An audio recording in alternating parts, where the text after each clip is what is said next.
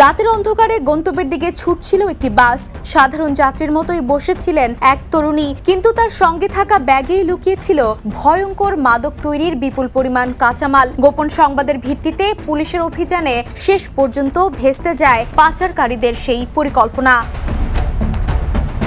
যশোরে মাদক তৈরির কাঁচামাল সহ শাপলা খাতুন স্বপ্না নামে এক তরুণীকে আটক করেছে জেলা গোয়েন্দা শাখা পুলিশ। উদ্ধার করা এসব রাসায়নিক দিয়ে উচ্চ মূল্যের মাদক ক্রিস্টাল আইস তৈরি করা হয় বলে জানিয়েছে পুলিশ।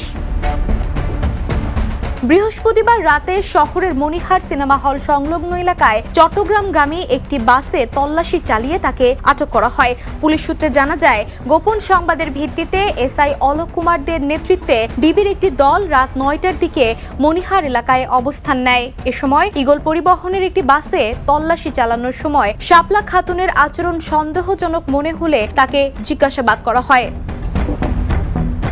পরে তার দেওয়া তথ্য অনুযায়ী বাসের মালামাল রাখার বক্স থেকে দুটি বস্তায় মোড়ানো মাদক তৈরির কাঁচামাল উদ্ধার করা হয়। উদ্ধারকৃত বস্তা থেকে 10টি প্যাকেটে মোট 25 কেজি এফ্রিডিন এবং 3টি বোতলে প্রায় 6 লিটার হাইড্রোক্লোরিক অ্যাসিড পাওয়া গেছে। পুলিশের ভাষ্য অনুযায়ী এসব রাসায়নিকের আনুমানিক বাজার মূল্য প্রায় 25 লক্ষ টাকা।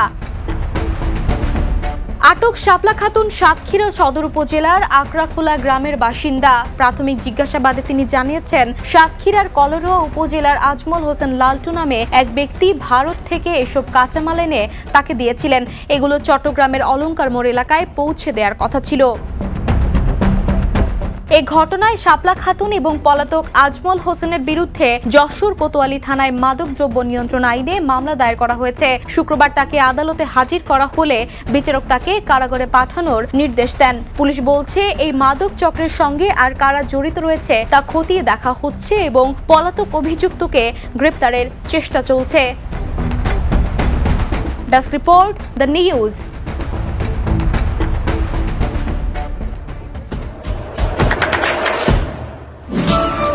দেশে দেশে সবার সাথে দ্য নিউজ।